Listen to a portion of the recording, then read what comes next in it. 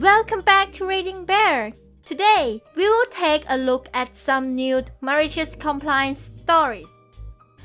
And if you enjoyed my content, please don't forget to subscribe to my channel and post some bear emojis in the comments. Let's go! The first one is titled, "Want me to pay my property tax?" Okay, I won't. So this is my dad's malicious compliance story that he did to the district office. I live with my parents in a village, and the area I live in, let's call it a block, there are 30 houses including mine. In my part of the village area, we don't have an individual mailbox for each house. Instead, we have a huge mailbox at the start of the street for everyone to use. Every year in my country, we will receive a letter from the district office, telling us how much property tax we need to pay to them. Since the house was built on land my mother inherited from my late grandparents, her name is the one on the residential deed, but most of the time, my dad will be the one who handles all the paperworks. As the person in charge of picking up the letters from the mailbox, I always notice that my mum will receive a lot of letters from the DO during the tax season. Each of them is the paper telling us how much tax we need to pay, and every one of them is different. I never asked why or what happened until a few days ago. I had tea with my father, so I asked about them. Turns out, because of some stupid clerical issue at the DO, all of the property tax for all of the houses in the block was placed under my mum's name. All 30 of them. My dad told me that he had brought the matter to the DO many times, and he told me this is how the conversation will always go. Dad, excuse me, I would like to inquire about my property tax. How come we receive 30 of them? DO office, oh, that is because they are all registered under your wife's name? Dad, that is a mistake. We only have one house that is registered under my wife's name. Please fix this. DO office, we can't, sir. If you want to change it, please show us the proof of sale and ownership transfer. Dad, but there is no sales record, since other than the one my family and I live in at the moment, we don't own other houses, so obviously we didn't or even can't sell them.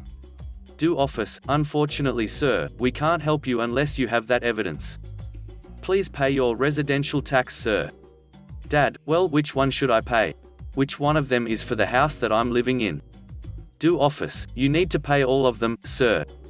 And I don't know which one is which since all of it is registered under your wife's name.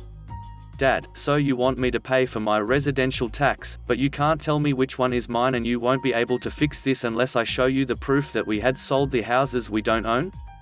You can't change the name on those houses to the right owner's names? DO office, yes? Dad, well fine, I won't pay anything then. DO office, excuse me, sir, but you need to pay your residential tax. Dad, yes, I need to pay for my, or rather my wife's residential tax. Other than the one we live in right now, the rest aren't mine. DO office, but if you don't pay, we will seize the houses. Dad, go ahead. Those are not my houses. And if you seized mine, we'll see what the media would say. And that is how my family and everyone that lives in the block never paid even a single cent of residential tax throughout 20+ years living here. And due to the DO's inaptitude, the issue is never solved, and no DO officer came to seize our property or anything. The next one is titled, "Review Us on Facebook." I rented an apartment from a property management company. The apartment was okay, but the management company was terrible. Basically, they knew exactly what they could get away with legally, and just did the minimum maintenance. So anytime we had something to complain about, they said they'd fix it when they got to it, but never did. Our furnace broke once, and they did fix that. I talked to the guy who fixed it, and it was clear he believed it never would have broken if it was properly maintained. When we moved out, they wouldn't return the deposit until we threatened to sue them twice. The first time, they offered us a partial amount back, so we threatened again, and were ready to go through with it. We were smart enough to have documented the apartment's condition, and could easily prove them wrong. A year or so later, I got what was clearly a mass email from the company. They had recently set up a Facebook page, and were asking their current and former customers to please review them. I happily obliged, writing in full detail everything they did wrong. My roommates did the same. Out of curiosity, I checked back a week later, and found they had deleted all reviews, and locked their page from receiving reviews or comments. I'm pretty sure we weren't the only ones who provided an honest review. The next one is titled, The Cheerleaders Can Break Dress Code Because They're School Uniforms? Guess I'm wearing mine.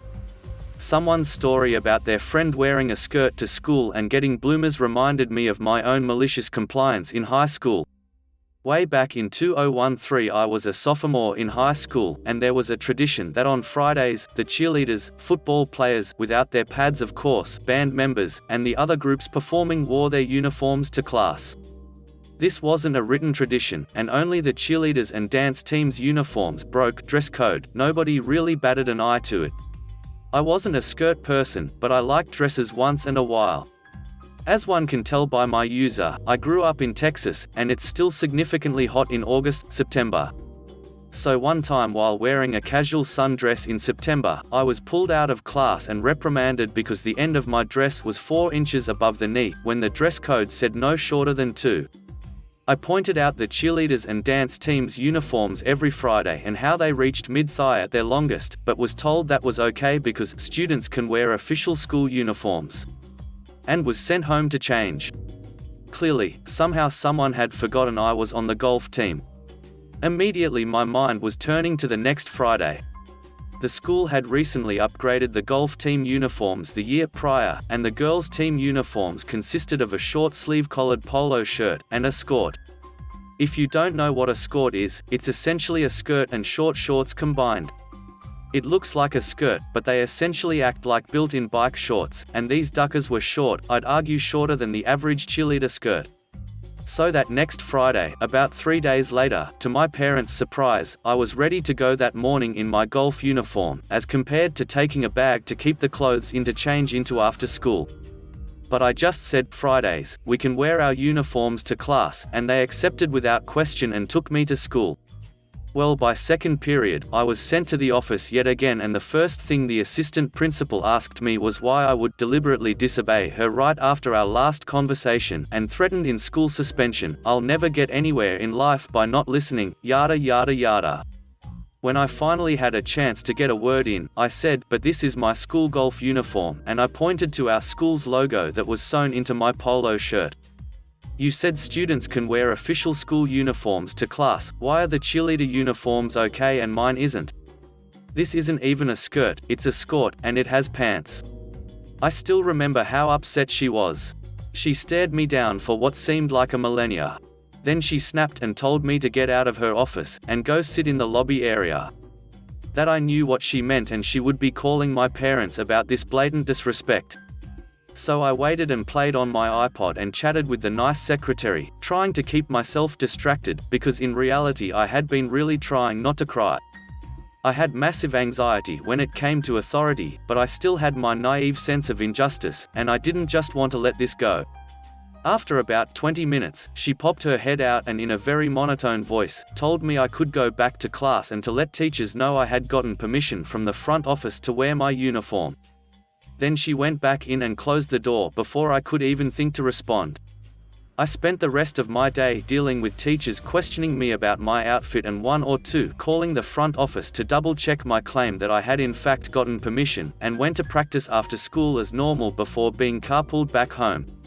My dad met me at the front door with a small smirk, and I asked him what in the world happened because I knew he was the go-to contact for my school.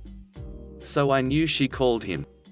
He explained that when she called and tried to get him to come to the school and get me and talked about punishments for my insubordination, he immediately began to argue with her and admitted he raised his voice quite a bit, asking why I wasn't allowed to wear my sport uniform that the school provided to me as a dress requirement at my golf practice, and mentioned taking this all the way to the school board and resolving this obvious favoritism. He then asked me not to do that again, but that he was proud of me, and told me, I know I had told you never to start a fight, but to always fight back. I always thought physically, but you damn sure took the advice. Edit. I'm sorry for hurting my fellow 20-somethings with the reminder that 2013 was 8 years ago. Please don't look for grey hairs in the mirror for too long. Edit 2. An even deeper apology for my 30 to 60-year-olds who I offended even further with my edit. Next one is titled, Usernames Must Be Exactly 8 Characters Long. Working in my first job post-graduation back in the mid-90s, I was 1/3 of the entire IT department for a major publishing company in the business of publishing daily news in dead tree format. The company implemented Microsoft Exchange for email and the powers that be dictated that all usernames were to be 8 characters long, consisting of the first initial and the first 7 letters of the user's last name, and if there were duplicates, then I was to resolve it using best judgment. The company didn't have more than 30 people in total in the newsroom. There were no duplicates to be had. However, we did have one person, Patrick Hartman, whose account I chose to set up as simply Hartman. Once all the usernames were set up, the newsroom management reviewed them all and determined Patrick's was not keeping with policy, so I needed to change it to match policy before they ordered all the new business cards, published the emails in the corporate directory, etc. Okay. Username changed to Fartman, email set to fartman@deadtree.publishing. Info submitted to the corporate directory. The business cards that were printed were astounding. Once they arrived, it took all of 5 minutes for the newsroom manager to walk into my office and demand the username be changed to Hartman P. I asked if he really wanted that to happen, reading aloud the username Hartman P. He stopped in mid-thought and then resigned himself to having to go with simply Hartman. When the new business cards came in, Patrick bought me lunch. Next one is titled, Fear the PFC with a Loaded Weapon. Saw the MC about the guy who challenged the Sergeant First Class E7 for a password and reminded me of my own, somewhat, MC for a gunnery sergeant also E7 when I was but a brand new boot at Marine Combat Training MCT. And I'm hoping this fits. So MCT is basically more training after you get done with boot camp and your 10 days of leave. Being on the East Coast, but down south in New Orleans, I was sent to Camp Devil Dog, I think that's what it was, in the Camp Lejeune NC area. This was end of September, start of October in 2003. So it's been a few years for me obviously. If you're lucky you pick up quickly and get to move on in training. If you're not, you get stuck in Camp Guard. You're basically walking around making sure nothing stupid happens in the areas the boots stay at. You also get sent on a lot of working parties so Marines can play video games as you work. I, luckily, didn't get sent to that dreadful purgatory. We do all of our checking in and get bussed out to the training area. Here you and about 15 other people will sleep in an elevated bungalow type thing. Every bungalow has to have a fire watch so no one does anything dumb. Most nights you'll get stuck with it 1 to 3 times, just depends on the rotation. So, one day our instructor, a Sergeant E5, asks for volunteers to guard the ammo depot. He said if you guarded it you got out of fire watcher for 2 nights. Sweet. Volunteered my battle buddy and myself for this and got the first shift. 2 hours on at the start and the next night we'd get a full amount of sleep. In the area they have is guarding we have legit ammo there. We had some M16 ammo, some 9mm ammo for the RPG simulator, and some grenades. They give you actual ammo and tell you, no one walks by here without some sort of positive identification. If they refuse your challenge there are no warning shots, yeah buddy. The entire ammo area was probably 25 to 40 steps around each side, so you're just walking in a square for 2 hours making sure no one comes up to steal ammo. The area is out of the way so no one needs to be coming by. About an hour in we hear some walking, not knowing what it is we stop walking and scream, halt. Who goes there? No answer, but walking is closer. We see a figure pop out and is walking kinda towards us. So we scream again, halt. Who goes there? But louder. Figure doesn't stop moving, so we take our weapons off save and rack them. It was at this point the figure moving decided it was time to announce who he was. The Marine is not moving, his foot is locked above the ground and in mid-stride. He announced who he is, Company Gunnery Sergeant, and we tell him advance to recognize. He slowly walks over, takes his cover, hat off, and hands us his ID card. We hand him his ID back and go back to business. As for not having fire watch, well, because we drew down on the company guns, we didn't get to avoid that. We had fire watch every 2 hours, so we didn't even get a full hour of sleep. PFCR, if you ever read this and remember, I'm sorry. I tried to get us out of fire watch lol. Next one is titled, You Don't Sound Happy. A stupid tale of a bored disgruntled soldier. Setting Iraq 2004, pulling perimeter guard duty in a 18 feet 6 meter tall tower on the corner of an infamous prison exterior. Bored out of my mind along with another soldier. Hourly radio checks with Falcon Prime, names changed to protect the butthurt and annoyed. I would normally do them with a calm clear voice and there were no issues. The other soldier in the tower with me had a very strong accent and generally didn't do the radio checks because he could be hard to understand. That night my give a duck was on the fritz. I began calling in my radio checks while channeling Ben Stein, the teacher from Ferris Bueller's Day Off, and later the Visine commercials among other things. So for whatever reason I started this shift by making all of my radio checks dry and monotone. About halfway through the shift the sergeant of the guard, SOG, comes out to the tower to tell me how Falcon Prime isn't happy with my radio checks and that in the future I need to sound alert and awake. QMC. For the remainder of that shift and the following shift I made my best effort to sound like I had mainline cocaine-laced Rippets Think Red Bull knockoff. Once again I get talked to about my overexcitement doing radio checks and get told to let the other guy do them from then on. That lasted about 2 shifts. He wound up swapped out with another guy that could be understood. Next one is titled, My Dad Served My Detention. When I was a freshman in high school I went to a school that was 30+ minutes drive away. They had a policy that 3 tardies, with a good excuse or not, across a semester would automatically assign an after-school detention. I was a really good kid, never got in trouble, ever, always really nice and friendly to everybody. Worked really hard at everything I did from sports to studies. Even if I wasn't the best at either I tried super hard and all my teachers knew that and all had good rapport with me. My parents declined to sign the detention notice and explained to administration how I had zero control over when they left, and especially no control of road traffic conditions even after us leaving extra early to have a time cushion. I was only late by a couple minutes on the rare time I was even late. But administration declined to remove the detention assignment. I asked my parents to just let it go and let me serve the stupid detention just to be done with it, or just decline and leave it at that. But they had other plans.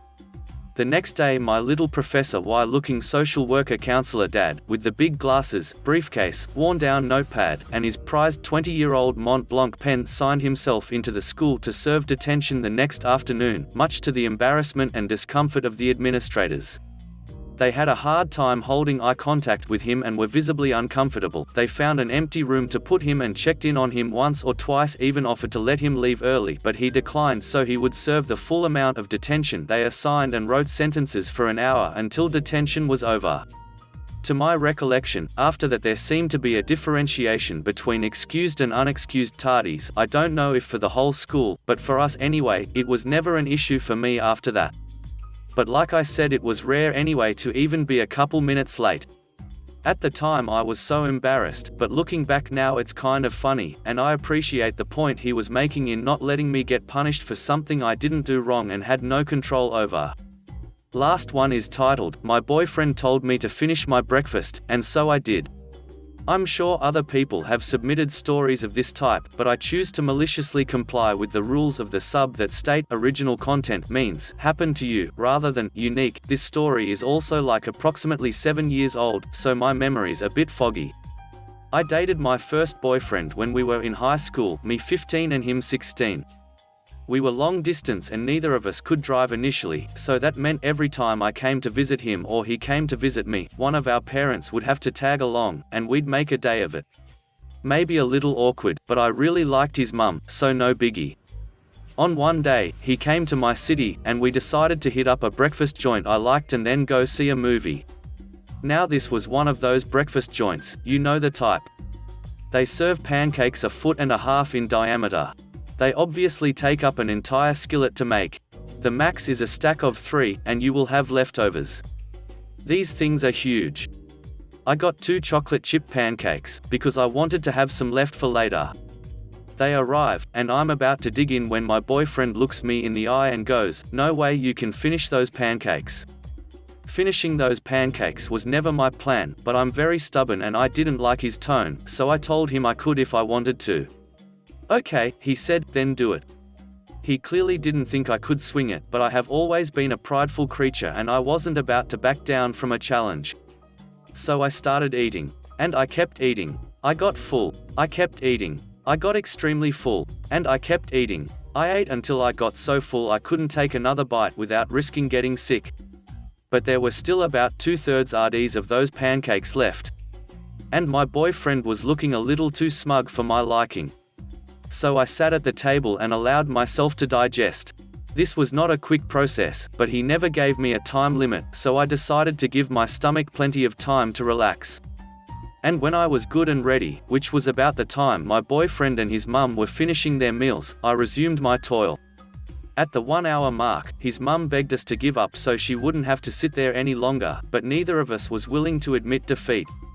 It was now a matter of pride. I continued eating my pancakes. I had to get up and go to the bathroom a few times to excrete any non-pancakes still hogging space in my digestive tract. I almost got sick a couple times. But the wait was worth it. For after at least 2 hours of struggle and boredom, I had utterly demolished those pancakes, officially proving my boyfriend incorrect in his assessment of how many carbohydrates I could realistically pack away. A bit of a mundane story, I know, but it's a memory I will always cherish. How I managed to do all that and still eat a bag of gummy bears at the movie theater afterwards is beyond me. Thanks for listening.